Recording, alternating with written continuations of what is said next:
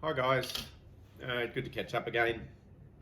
Um, it's 2 weeks after my last one, so obviously, based on my history of missing out on doing these vlogs when things aren't going well, it's been a pretty good couple of weeks.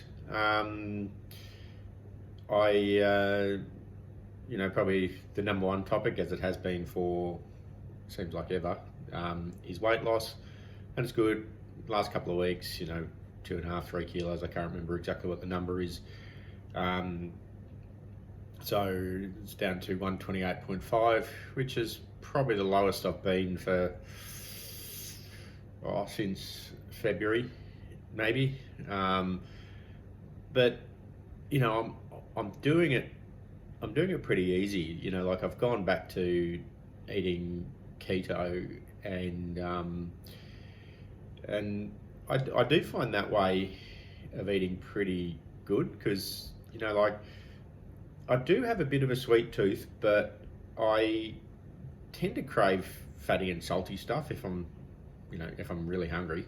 Um, so there's plenty of ketogenic options that are fatty and salty. Bacon being my particular favourite. But yeah, I guess the point is I'm finding it easier to eat that way. I don't want to eat breakfast. Like I'm probably not eating my first meal of the day until 12, somewhere between 12 and 2 in the afternoon. Then having a relatively early dinner at sort of 6, 7 o'clock, and that's it. So I'm really getting this combination of keto and time restricted eating or intermittent fasting, whatever you want to call it, and seems to be working and seems to be sustainable.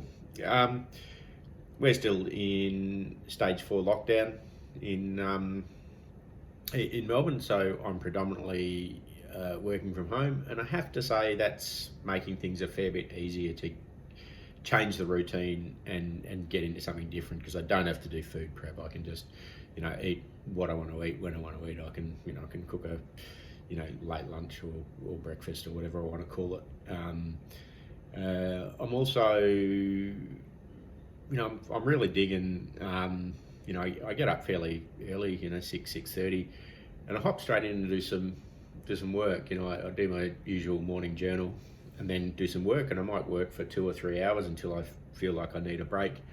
By which stage the sun's come up. It's got light. The sun's come up. It's a bit warmer.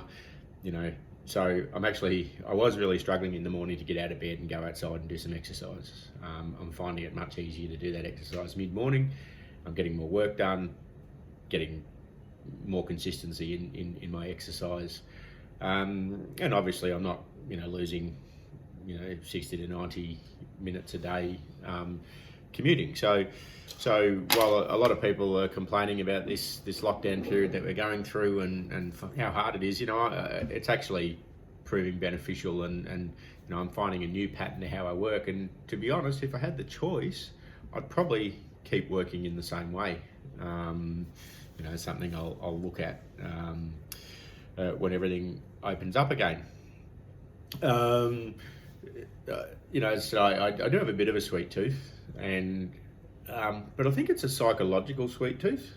Like I don't necessarily physically crave sweet food, but there's something that says to me that having something sweet is, a reward, or it just eases a bit of pressure. So I started making this pretty cool keto ice cream which I can make in the Thermomix, because I don't have an ice cream maker. However, that might be on the Christmas list.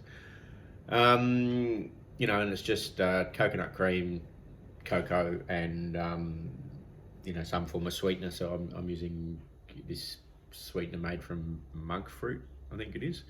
I've been using stevia for a while, but apparently this one's better. It certainly tastes good in the ice cream. So it's nice to have dinner and then have a little bit of the keto ice cream, so I feel like I'm not depriving myself. As I said, whatever I'm doing, I'm finding it pretty easy to do and pretty sustainable. So that's good. Training wise, been pretty consistent. I was rummaging through my sock drawer, and I actually found an old pair of compression sort of like calf sleeves that I forgotten I had. Probably haven't seen the light of day for 8 or 9 years. Started wearing them a bit more, and my calves have been a lot better.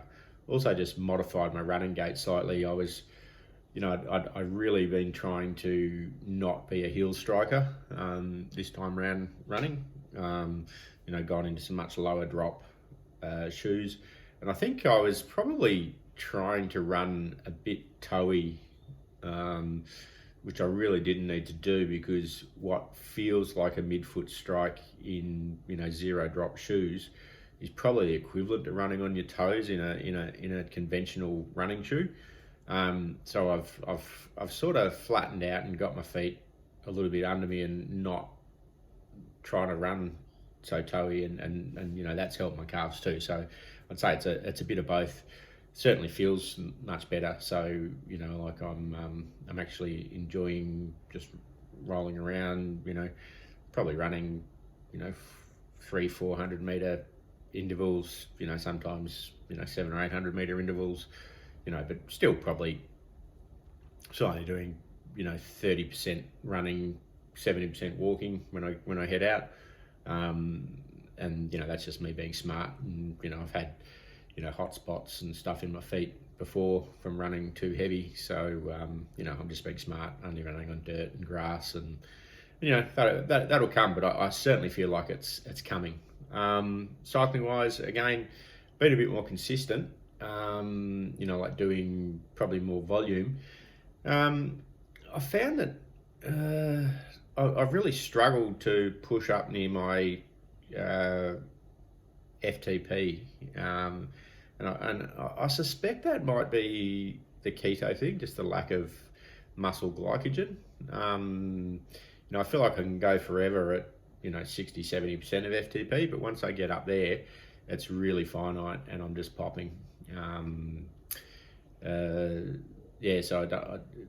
it could be a couple of things. I'm generally cycling at night after dinner, so it could be something to do with having a dinner and then trying to work when I'm probably used to doing it in the morning and in a fasted state. Just something I shall continue to play with and see what happens. Probably the other highlight of the last couple of weeks is I've been doing some internal work just on my mindset. I was actually talking to a coach who I've been spending some time with, who put me onto some podcasts, and I've also been doing some reading.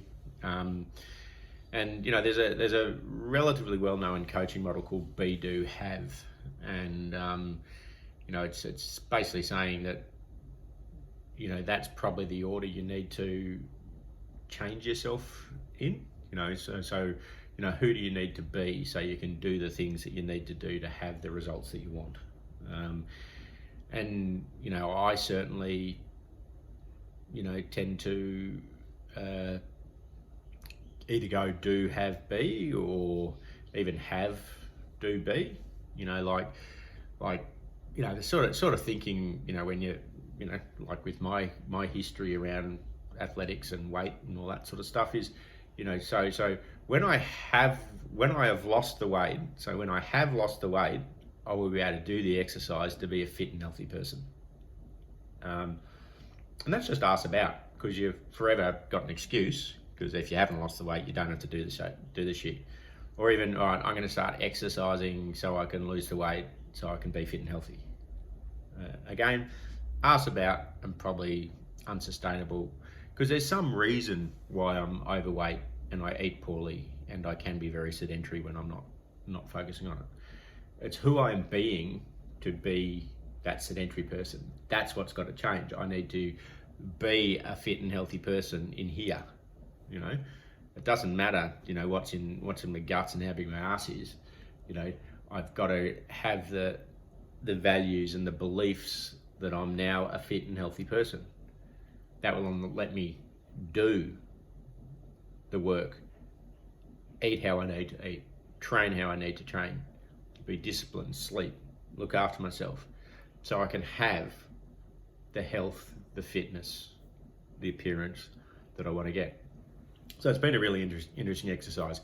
I didn't come at it from a weight loss and exercise and training place. I was trying to deal with something else in my work life, but it's it's been a really interesting exercise. And whenever I berate myself for not doing, if I don't eat spot on or I don't go out and do the exercise that I plan to do, rather than berate myself for saying, you lazy prick, you didn't do it, I'd say, all right, who was I being? Who was I being that stopped me doing? Not just going straight to criticizing myself for not doing it. So, the big questions I keep asking myself: who am I being that's causing me to do that? Who can I be instead that will cause me to do that other thing that will give me the results that I want to have? It's been a really interesting exercise. I'd strongly encourage everyone to look into that and have a good think about it, because it's certainly been pretty profound for me. Obviously, if we're having this conversation in a couple of years and I'm getting ready for Busselton to do my Ironman and I've got a marathon under the belt and I'm flying, I might come back to this couple of weeks and say, okay, that shift in mindset, while it might not seem massively significant, might be the thing that really unlocked my potential. We'll see, but thanks for listening to my waffle, and have a great week. Cheers, guys.